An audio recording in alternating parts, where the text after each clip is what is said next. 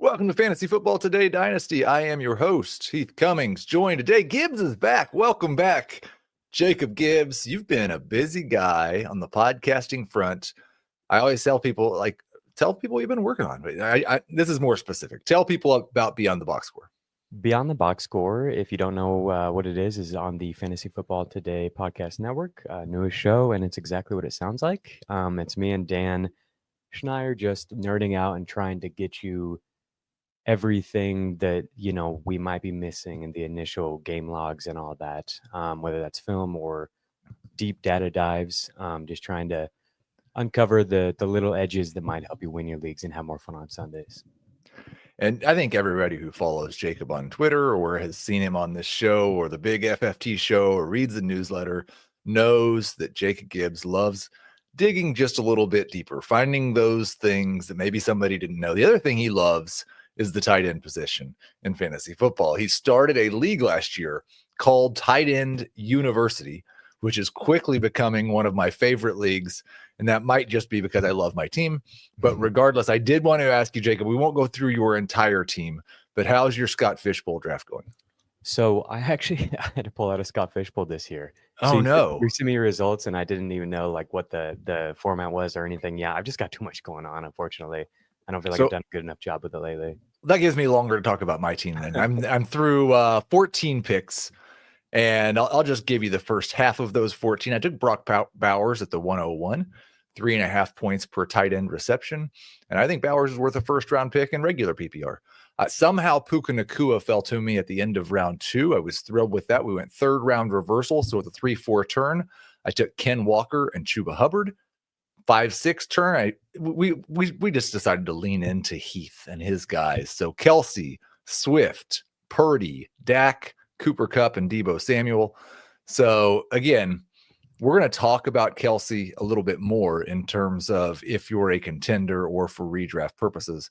But that's my start. Would love to hear about you guys in the chat, how things are going in your Scott Fishbowl draft. On today's show, we are talking about tight ends. I'll give you my top 12, actually top 13, our favorite buys, sells, and sleepers, and really dig into how Jacob feels about the construct of this position in Dynasty at this moment.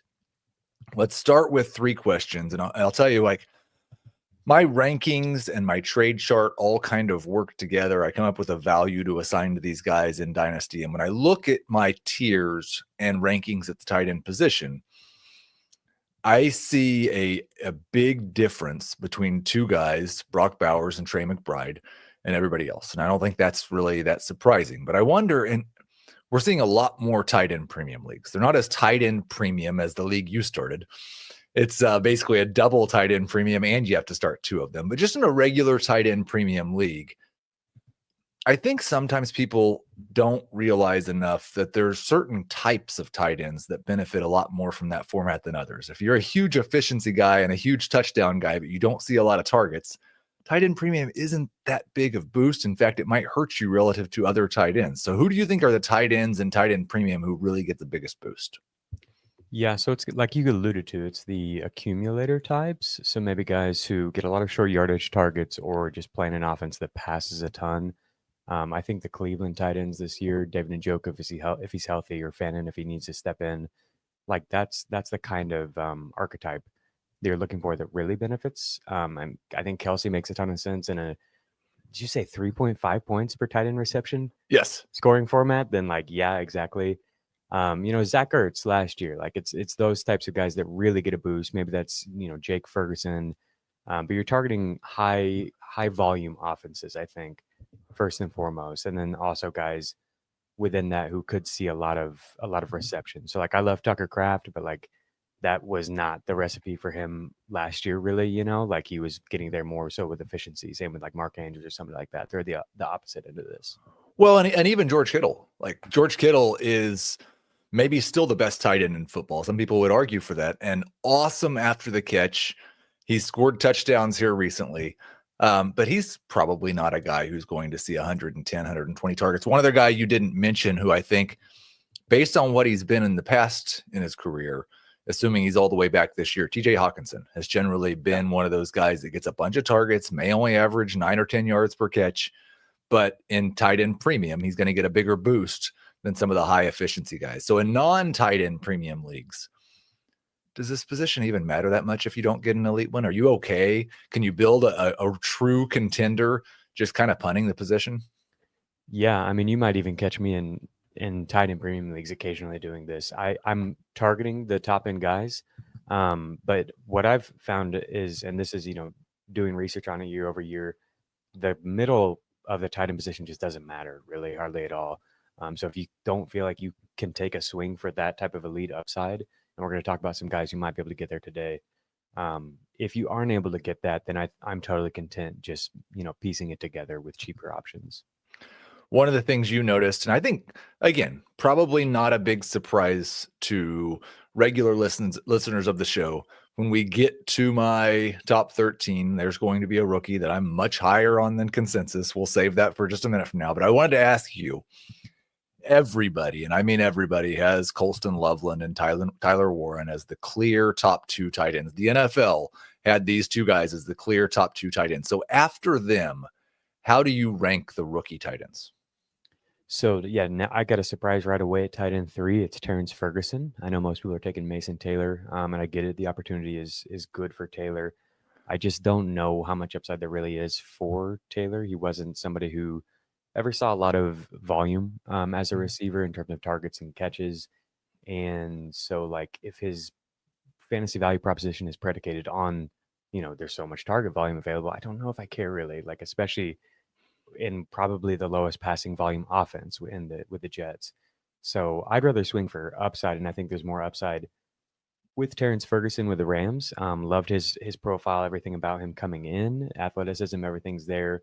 He did have some metrics that popped in terms of his ability to potentially produce some higher volume numbers at the tight end position. And the Rams love this guy. They were ecstatic when they got him. He was essentially their first round pick. There were rumors that they were content taking him in the first round, and they got this offer they couldn't pass up, and he fell to them. So, I mean, think about if he had round 1 draft capital attached to him, he would so clearly be the tight end 3 in this class, right? Just the way that we think about things. Right. Yeah. I think for a lot of people, he definitely would be. I wonder, because the Rams, obviously we hear that, and that's great for fantasy. Like they find ways to turn. They've also been, and I was just talking about Kyron Williams on the main FFT, and how concentrated this offensive attack has generally been. And they've got Puka Nacua, and they've got Devontae Adams, and there's going to be 300 touches for Kyron Williams, and then everybody else just kind of gets scraps. Do you think, as the way they've functioned, is this a long-term play for Ferguson, or do you think that he could make an impact playing on a team with both Puka Nacua and Devontae Adams? Yeah, it's got to be long-term. But I mean, if Puka can't stay healthy, if he goes down this year, wouldn't surprise me if he gets funneled more short yardage looks. I'm curious if they're just going to change the offense, or if somebody's going to. Basically, Cooper Kupp had this really big role, where even when he wasn't playing that well, they were designing so much stuff to him over the middle, the short, almost an extension of the run game kind of, and that was a big part of what they were able to do. And Puka has done a lot of that, but I don't know if you can realistically push his target numbers much higher than they've been. I mean, he's got the highest target per run rate in the league, and it's not even close. Right. So you just can't get much higher than 35, 40%. And so who's filling those Kupp vacated targets? They might just recreate it in the aggregate. They freaking did that with Aaron Donald. So I believe they could do it with Whittington and Higbee and Ferguson. But I also think it's possible that they really like Ferguson and have some kind of role in mind for him. And I don't know when exactly he'll be able to step into that full time. But they were rumored to really want Brock Bowers. They were rumored to want to trade up and get Colston Loveland. And they ended up with this guy who they liked as a potential round 1 guy. They've been, I think, wanting to expand on how they use the position, and it makes sense that the timing aligns with Kupp leaving. Well, they've had the 2 tight ends set in the past, played out of that personnel, and just frustrated us from a fantasy football perspective. I'm glad you mentioned Higbee. Somebody else in the chat kind of asked about him as well. Is there any chance he'll just be the starter all year long? Yeah, he's and there. I think that should probably be the expectation. Yeah. I don't know if anybody remembers this, but the last 3 games that Tyler Higbee played with the Rams, he had 22 targets. That was last year. 2 of them were playoff games. I think this is a truly long-term play. But I think that also the question comes, how big is the gap after Loveland and Warren? Like, is there somebody that you really love? Well, for me, there is. We'll talk about him in just a second, right after our first break. I wasn't ready to die. The wait is over. I need to know what happened. Discover the mystery everyone's been talking about. School Spirits, every episode of all seasons now streaming on Paramount Plus. Let's get into I'm going to say top 13, because there's some controversy at the bottom of my top 12, and it really matters whether you're contending or not.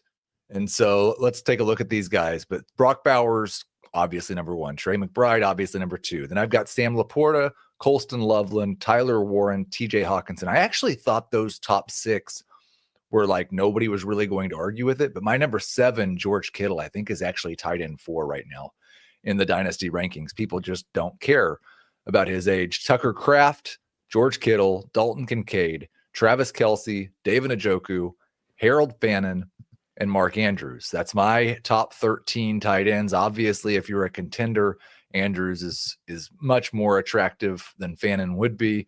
Fannin is the guy that Jacob loves it when I just have these outlandish rankings that go so far away from consensus.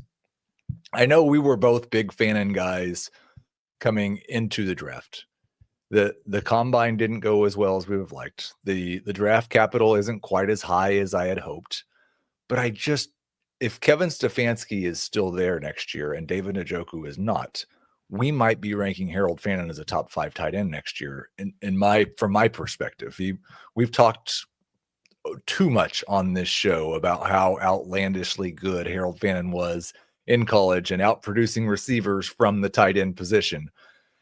And it's kind of like Ferguson. It's a long play, although Njoku has had plenty of injury concerns. And I'm not sure that he's 100% to finish the year on the Browns, even if he stays healthy. If this thing goes in the tank, he's the perfect trade candidate and has 1 year left on his contract.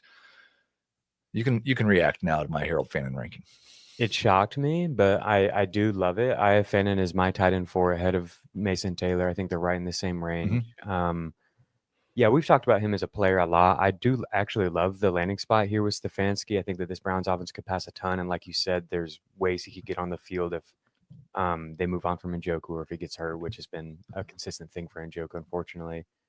And even if not, I think in time, like this is just a really good fit because of the way Stefanski likes to use the position. And then even Tommy Rees, the new offensive coordinator, like he featured the position really, really prominently in Notre Dame. So I think there's a clear vision in place for Fannin. And so if you believe in the talent, that's all you can ask for, was that he gets a chance somewhere where a team believes in him. Oh yeah, they have been raving about him, and I think it's going to be a lot of it's generally been a lot of 2 tight end sets for this offense. I think they're going to have plays designed for Fannin early on, and if he pops, people are going to be ranking him closer to where I do. Now, talking about those values earlier, I mentioned like the huge gap between Bowers and McBride and everybody else. Mm-hmm. I have a bigger gap between Bowers and McBride and tight end 3 Sam Laporta than I do Laporta and the rest of this list. I don't agree with that. What I was going to say on Fannin is, to me, it's like, look at the guys around him, and I'm totally fine being aggressive, pushing him into this range. Right. To me, there's a clear tier break after Loveland and Laporta. And the guys after that are kind of all the same. And that's why I'm like totally fine with Fannin being where you have him, because I don't really care about any of those guys. Kyle Pitts, unfortunately, I'm letting that one go. Right. A lot of the people in that range, it's just like, I think they're all kind of the same. But no, I do think there's a difference. Laporta, I was really impressed with what he was able to do last year, even while seemingly not being fully healthy. And I continue to just be encouraged by his talent. We'll see what it's like, moving into a Ben Johnson-less era. But I think the talent is just so clear that I'm fine betting on him in that range. And then Loveland, I mean, I could talk about Loveland for like 20 minutes, but like I think it wouldn't surprise me at all if Loveland is like in the exact same range as these top 2 guys after this year. That sounds crazy because of what Bowers just did, but if Loveland has the kind of season that Laporta did under Ben Johnson as a rookie, which I think he could, I think he might be a better talent than Laporta. I think that's just how we'll react. You get the draft capital, right, comes in, delivers, and all of a sudden he's in this offense where like there's no clear target hog, it could be him. He really he has the ability to scale his targets up as far as him and Ben Johnson want. And if he hits the top of his range of outcomes, we're talking about him as one of these, near round 1 picks at tight end premium leagues. There are a few teams, and I think the Bears are towards the middle of the range. The Browns are the low range, where we just have so much unknown going into the end of July. And I think the Loveland situation is exacerbated by the fact that he's not been able to get on the field yet. And they were talking about the shoulder injury, which we knew about. It's not something new. The Bears knew about it when they drafted him. But he's still not sure that he's going to be a full go at the start of training camp. Mm-hmm. And that doesn't, from a dynasty perspective, I think it probably shouldn't matter. It definitely shouldn't matter near as much in dynasty as it does in redraft. The thing is, in terms of where his value goes this year, I do think the year 1 role could be held back by the fact that for a big part of the time that they're putting in Ben Johnson's new offense, Colston Loveland's not available to go through it with him. Yeah, no, I don't love it for sure. I'm just talking about the potential ranges of outcomes. It's totally realistic that he could have a breakout rookie season that puts him into that range. And I don't think anybody else really offers that at tight end.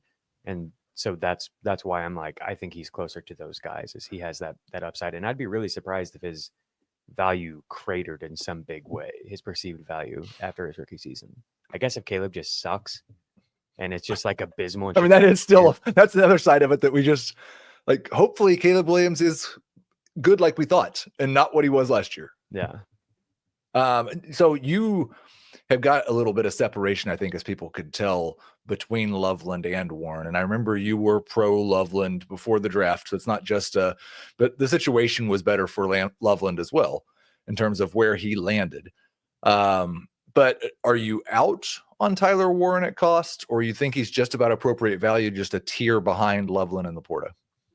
I think that's about right. But yeah, I don't know if he's a better talent than Tucker Kraft. That might sound ridiculous for somebody that got drafted so high. But he's a similar kind of player archetype in the way that he produces. And he's a year and a half younger, and Kraft is significantly cheaper. He's a weird one for me. I don't really know what to do with him. I have him in one spot where we really need to tight end. But any team where I'm competing, there's a list of guys I would much rather have. And I'm not a huge believer in what I saw from his talent. I think he's a real NFL tight end, but I don't know. I also am such a huge proponent of Josh Downs.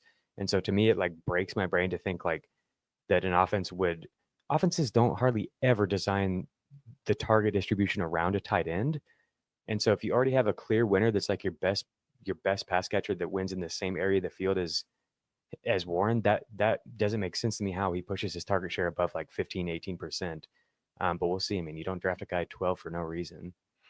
Right. Yeah. I think that a lot of the Tyler Warren, especially early in his career, is going to come down to if they're just designing rushing plays for Tyler Warren and screens for Tyler Warren, then he's going to move up. Everybody's going to be excited. If he just has design touches, and that offense is a bit of a mystery box. We don't even know who the starting quarterback's going to be. So yeah, I do think you're right that the Downs Warren combo in an offense that might throw even less than the Jets is kind of a hard one to figure out. And I said several months ago that I think if you have and I would include Loveland, I know you wouldn't, but if you've got Loveland or Warren and you are a true contender, I'd rather have Hawkinson, and you can get Hawkinson plus. I think TJ Hawkinson's much more likely to be really good for a contender this year. One guy who wasn't really good last year was Travis Kelce. And now Rashee Rice is allegedly 100% and doesn't seem like going to be suspended. And Xavier Worthy may continue to build on what he did. And Marquise Brown is healthy. It's a crowded receiving core. And it seems like a lot of people are just kind of out on Travis Kelce. He's too old. He's not any good anymore. The targets are going to disappear because the wide receivers are healthy. And as a contender, I don't really buy that. I don't buy that he's doing all of this work this offseason to get in better shape and come back so that he can be a decoy. I think if you're a contender, he's still somebody I'm in on. Are you in if you're a contender? I know you've tweeted some Kelsey slander over the last month or so. So, or are you discouraged enough by the lack of efficiency last year that you think he's just done?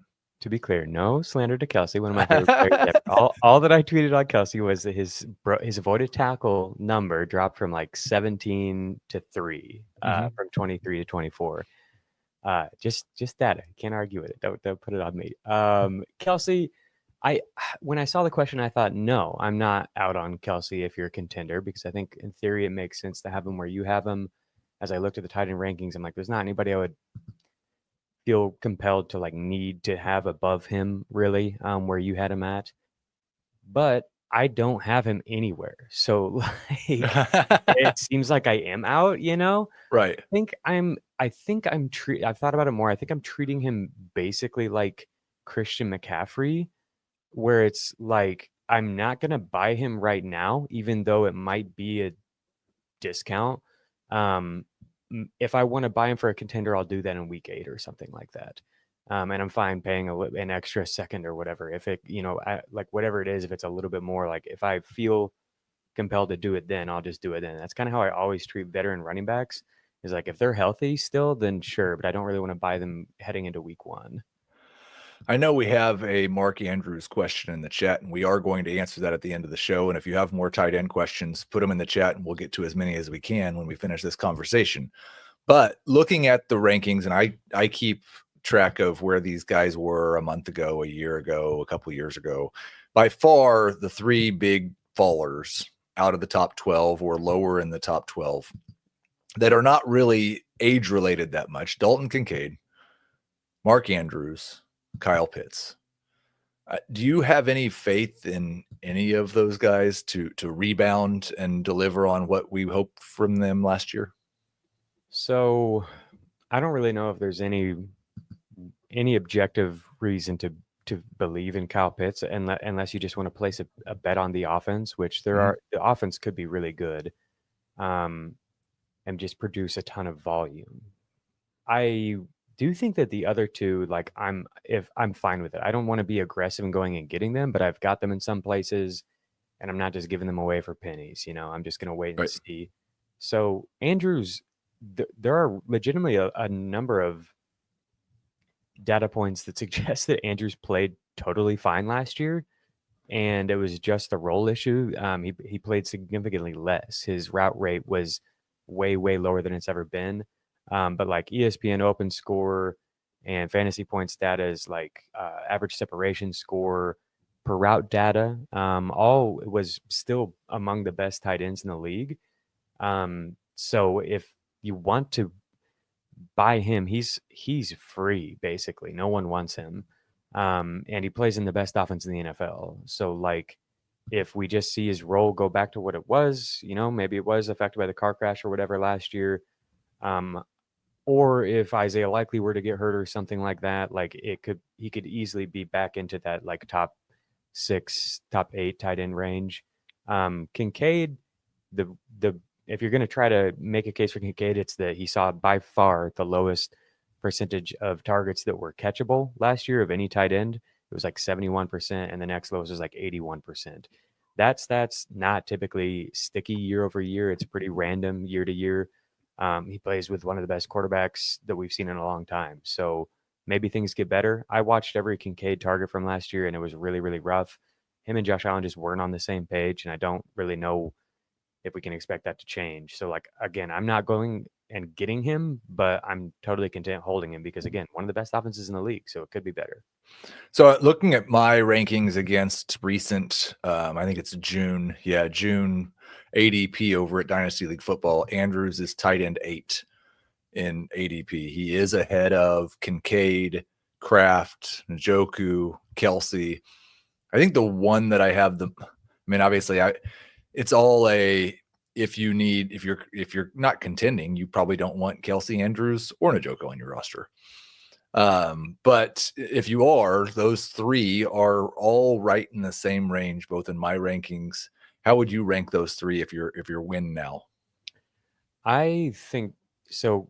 Can you give it to me again? It's Kraft. Kelsey, Andrews, and Njoku. Let's forget the younger guys. Okay.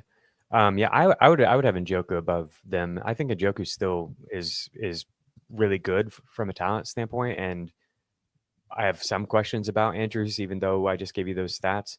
And I definitely have questions about Kelsey. So I would go with him. I think the volume could be really big in Cleveland there. So those are the end of the top 13 in terms of guys that might be starters for you. Who are the guys that either are older or don't necessarily have that much upside, but contenders looking for starters? You get outside of the top 12 or 13 and you start seeing the rookies. You start seeing Isaiah Likely, who probably needs a Mark Andrews injury to really be a starter. Are there any vets or maybe even younger guys that are just being overlooked that you think are starters for fantasy teams right now that are outside of my top 13? I think Jake Ferguson is really overlooked.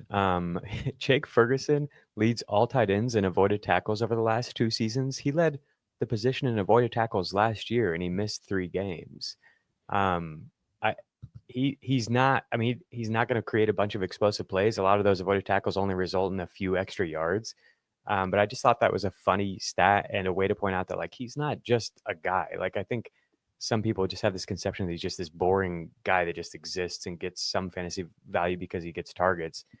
I think he's actually decent. Like, his per route data has always been pretty decent. And he does keep getting targets. Dak trusts him. And I think he'll only benefit from having Pickens there to stretch the field.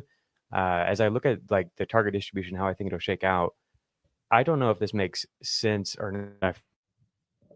Really good man coverage beaters in CeeDee Lamb and Pickens, and Lamb can win all over, but Pickens particularly has really pronounced splits versus man and zone coverage. And zone coverage is what's played 70% of the time, and that Ferguson has been much, much better for his zone. And I think he's just like the clear short yardage guy that's going to get piled with targets even with Pickens there, and Pickens being there might only help the offense.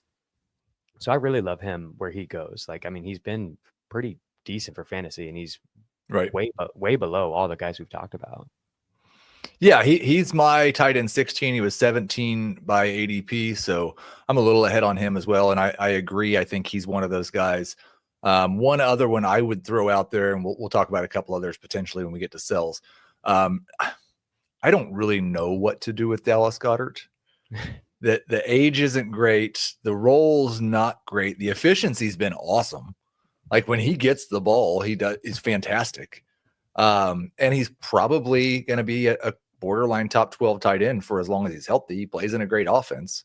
I'd rather have Ferguson than Goddard, but is Goddard a cheap option for contenders?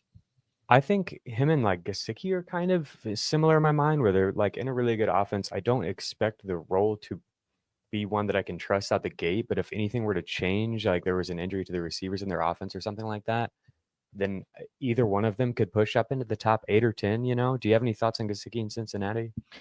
Well, I think in our tight end university league, I have both Goddard and Gesicki and Jonnu. I've got all of these guys. I slightly prefer Goddard, but yeah, I think the role, even when Higgins was healthy last year, was better in the second half of the season for Gesicki. He just scored literally 0 touchdowns. And so nobody cared for fantasy purposes, but we did see his role in the passing game increase. It's probably the team that throws more passes than anybody else in football. And I would say probably the team that has more passing yards and touchdowns if everything goes right. So I think if you're going to reach for one of these vets, or if you're going to add one of these vets, even at cost, getting one that plays on a great offense is a good place to start. Yeah. A couple other names I'd throw in is Hunter Henry. I just think he's way too cheap. Yep. He's free. And if you think the Patriots offense could be better, if you're a Drake May believer, like, Hunter Henry was his guy last year. That was the one consistent piece of the offense was Hunter Henry. What about Zach Ertz? Like, do we think he's just going to go away? Or are we just assuming he'll get hurt? Zach Ertz is on my my deep sleepers and potential waiver ads list later in the show, because I think he might get hurt. I think until he gets hurt, he's going to be either second or third on the team in targets. Yeah. And that probably depends on what Debo actually looks like. But no, I and a red zone target for Jaden Daniels. So I think Ertz is a very good, almost free one of my favorite deep sleepers at the position. And I prefer Ertz to Henry Oh, okay. in full PPR. Yeah, that's fair. That's fair. I do prefer Henry. The last one I bring up is Brenton Strange. I just think he's a pretty decent talent. I really liked his film. And if those two receivers are as good as we think they're going to be, if Liam Cohen is as good as we think that he's going to be, then we've kind of got like the Jake Ferguson thing happening here, where it's like you just can't worry about Strange as a defense, and I think he could just pile up. If like the Jags offense works, they're going to produce probably a ton of passing volume, so he could kind of surprise people this year. Yeah, I've heard the only thing about the Liam Cohen thing is like Cade Otton was pretty much useless except for when somebody was hurt. Yeah. So I don't know. I hope that's not the case with Strange as well, because I've got him on a couple of teams and I've got him ranked ahead of several of the guys we talked about. But I just don't know if this offensive system is good for a tight end if they have enough wide receivers. I think, and this is just speculation, but I feel like Cohen is somebody who might be very good at role catering to exactly who he has on his team. And I think not having Chris Godwin might open more up for a tight end. Right. Let's take our next break, and then we will get our favorite buys, sells, and sleepers after this. When you need your sports news all the time, We've got breaking news to bring to you. CBS Sports HQ gives you a snapshot of all the sports that matter to you. When you need your sports in a snap, find it on CBS Sports HQ, streaming free anywhere you are. We are back. It's time to talk buys and sells. Jacob has 2 buys. Fire away. Yeah, these are both just so I've gone from, data guy, and that's all everybody knows me as, the film guy. Apparently, these are literally both just guys where I watch their film and I was shocked at how good they are for how cheap they are. And it's Theo Johnson on the Giants and Gunnar Helm on the Titans. So I doubt either will matter this year because those are probably going to be 2 of the worst offenses, but they're dirt cheap. They're young. I actually think Helm is a decent athlete. He did his athletic testing through a really severely sprained ankle. So I don't know how, I can't quantify it, but I know Theo Johnson is a good athlete. He tested very well, and then you see it on film. I'm just super into both these guys, and they're super cheap. That's basically it. I'll give 3, just because I don't have to talk too long about them because we've already talked a lot about them.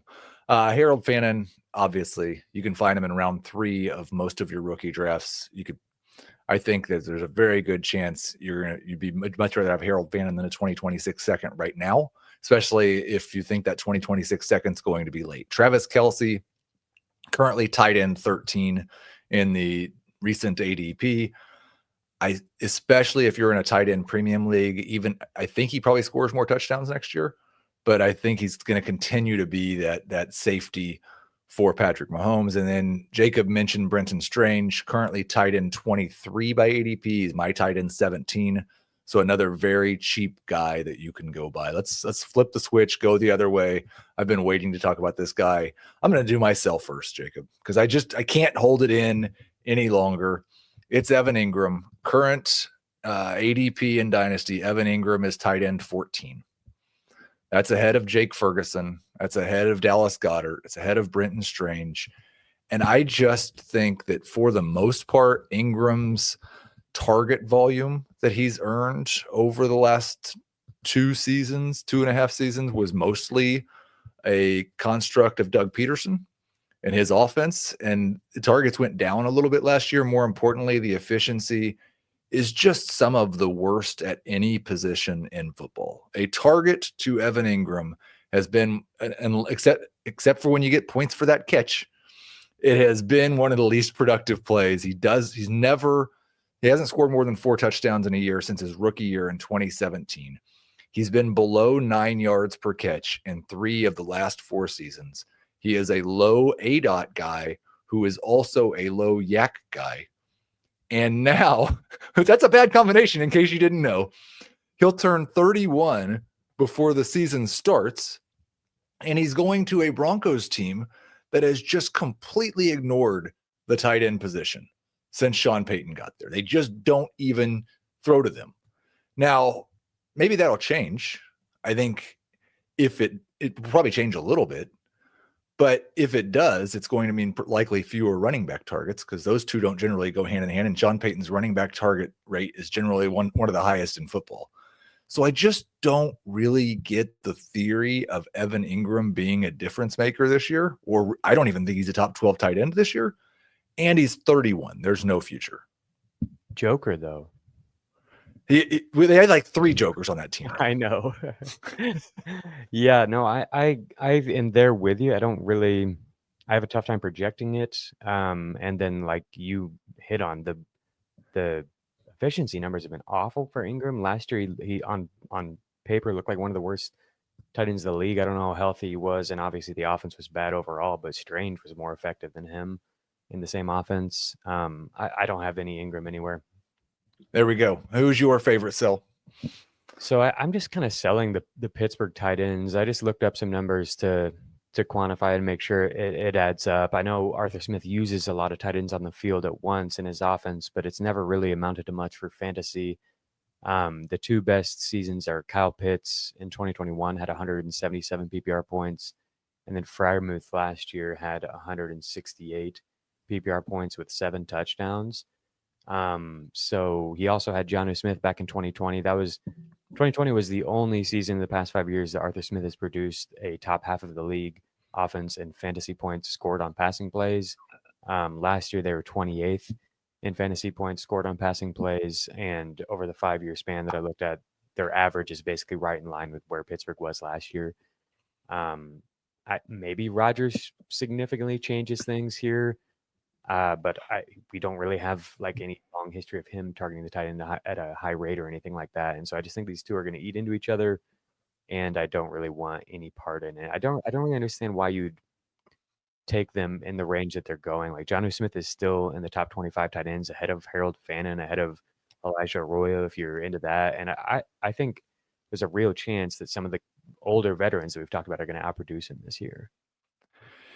Yeah, I've got several teams that had one of these 2 guys, and it's just crushing.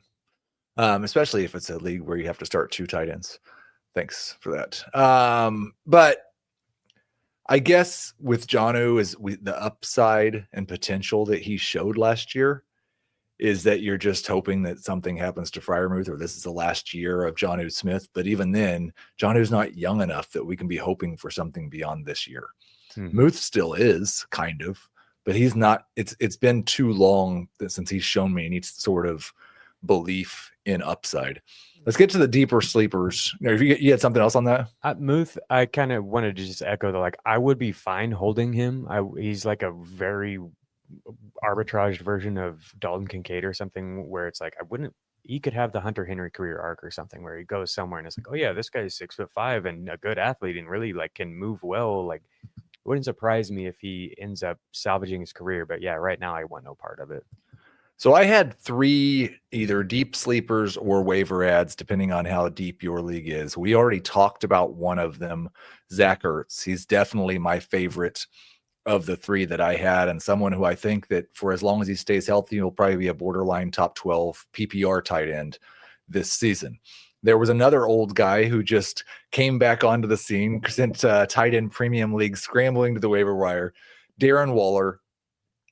Adam Azer asked on FFT a couple days after Waller signed, why can't Darren Waller do what Jonnu Smith did last year? I don't think that they're similar players, really. Right. Yeah, so I don't know. My guess is that they're kind of getting away from that, like all of the tight end targets. I feel like that was kind of a necessity last year that they adapted to.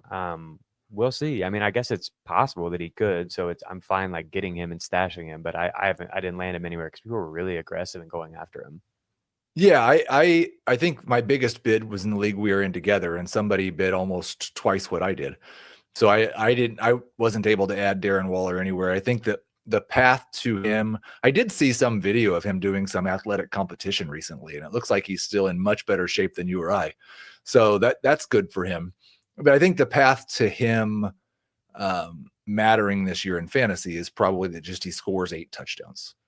And you don't necessarily know what week it is, but the Dolphins score a lot of touchdowns. Tua throws a lot of touchdowns, and Waller happens to catch 8 of them. I can't see him doing the stuff after the catch that Jonnu did. And I think that's going to be a problem in this offense that seems, I mean, the answer probably to this whole Dolphins tight end thing is just draft Devon Achane in round 1, right? Right. Like he could be an absolute monster. I had one other name, Rondé Gadsden. Yeah. Lots of positive buzz coming out of Los Angeles about him. Now, they also added Tyler Conklin, who I didn't know Tyler Conklin was going to get a route running hype video, but he got one of those a couple of weeks ago. I wasn't sure exactly what I was seeing there and what I was supposed to be excited about, but he got one. He did move his head around a little bit and chopped his feet, and that was exciting. They still have Will Dissly too, I think.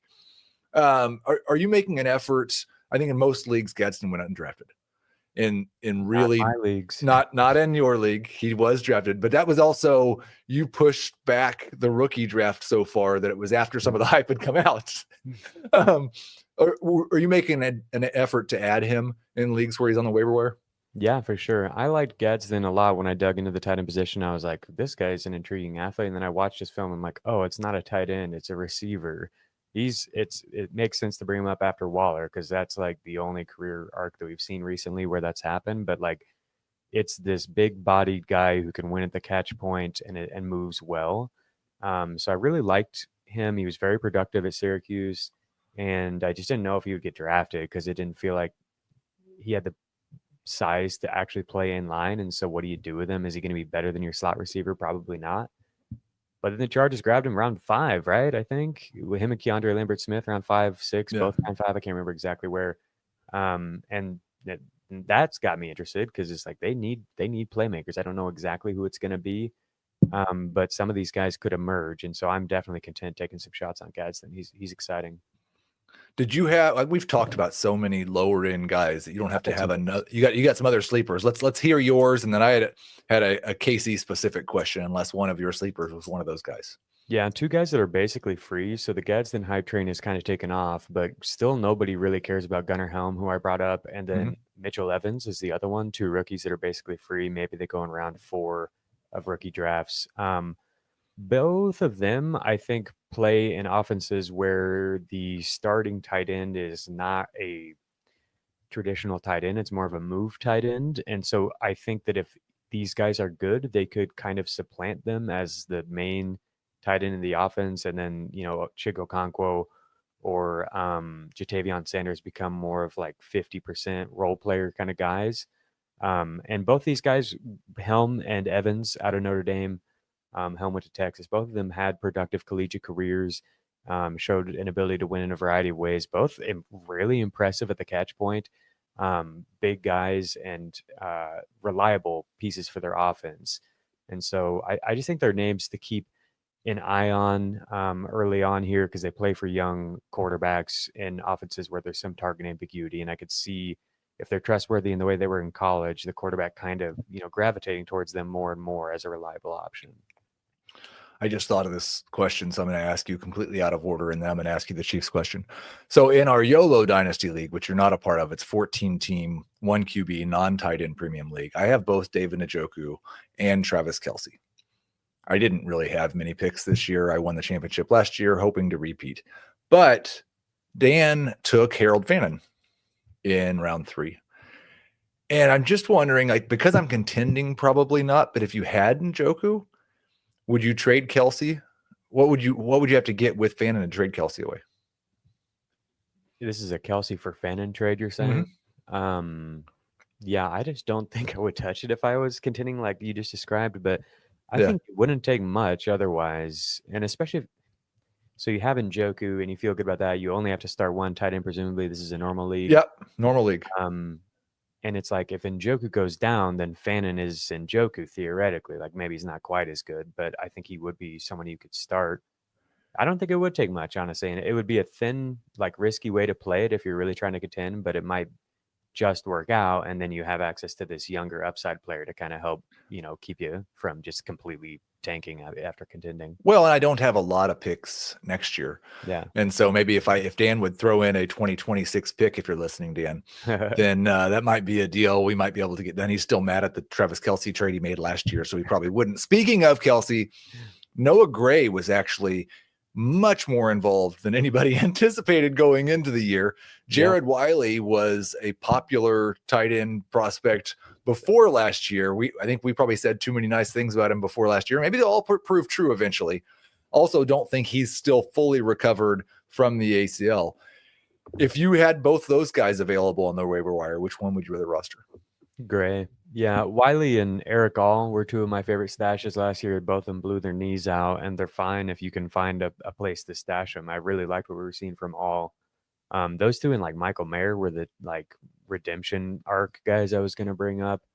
Um, I'm totally fine stashing them. But yeah, I think Gray, I mean, what we saw last year could happen again where he just gets touchdowns.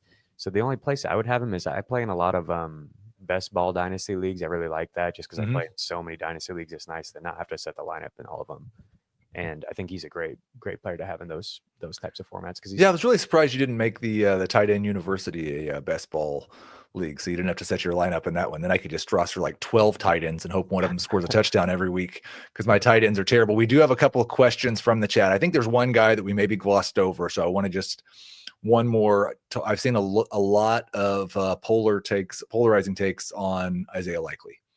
Yeah. And the excitement of what he could be and the reality of what he actually is, as long as he's on the same team as Mark Andrews. He's currently tight end 15 in terms of ADP. So just outside of the top 12 in Dynasty. He's right behind Evan Ingram. So I'd much rather have Likely than Evan Ingram. But where are you at on him at his current cost? Do you think that's about right? Or are we just kind of hoping Likely into existence?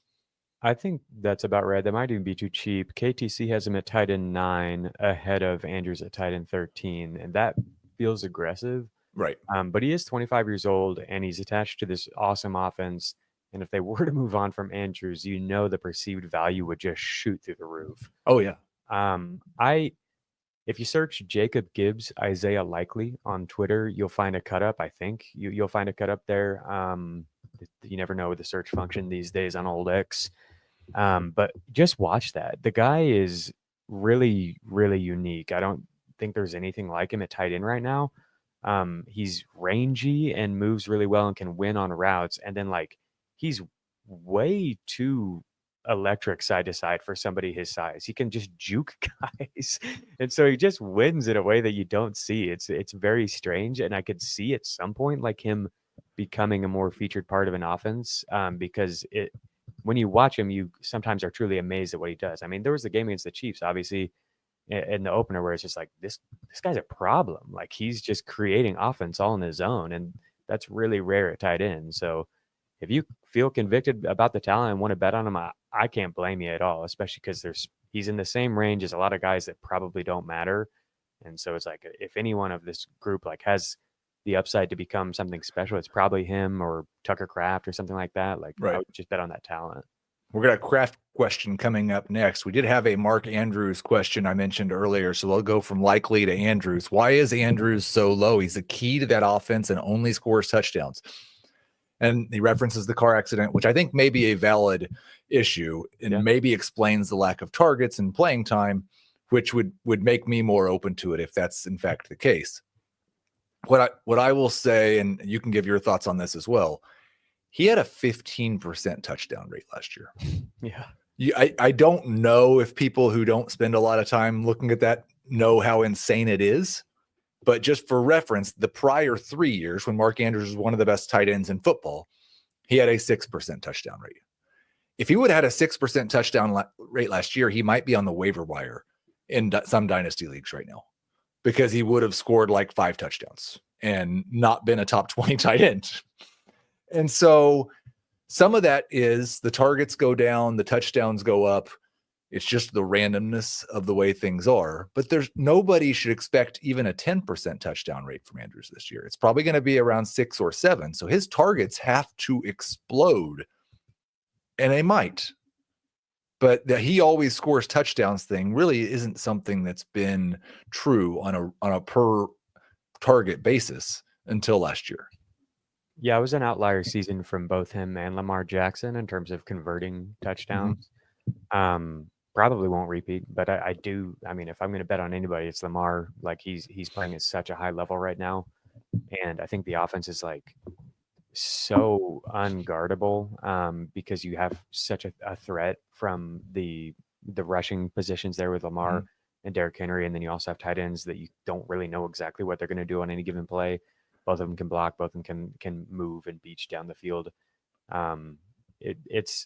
the offense is truly broken. Like, it's a cheat code. If you look at average separation scores, it's like Zay Flowers and Rashad Bateman in the top 2 or 3 of almost every single one.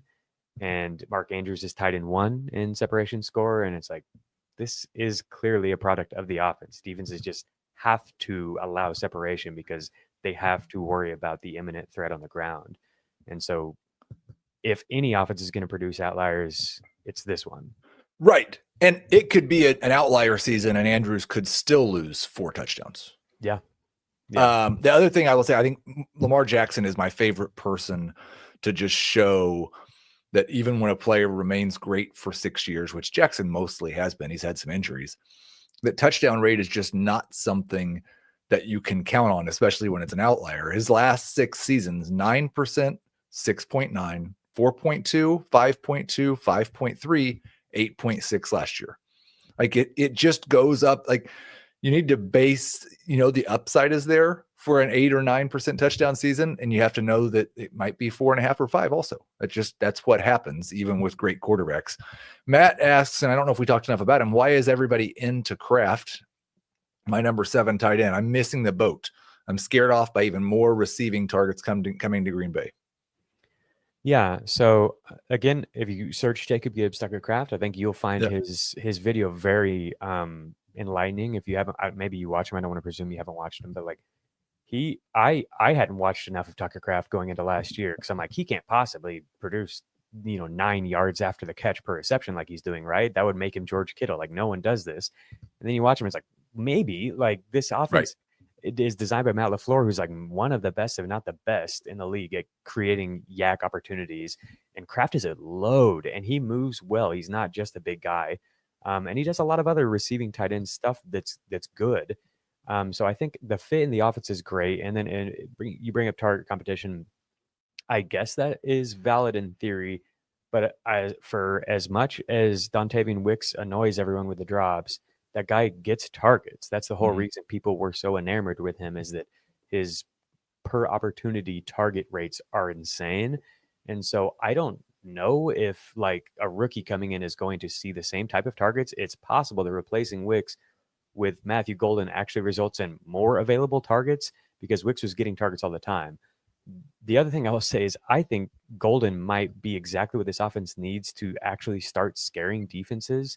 And not where defenses can't load the box so much. I think he presents like obviously the speed threat, but also somebody who can just crush and get open in a variety of ways and really catch the ball and threaten them after the catch and stuff in a way that Wicks just wasn't doing. I think part of the reason Wicks got open so much is that he didn't have respect really.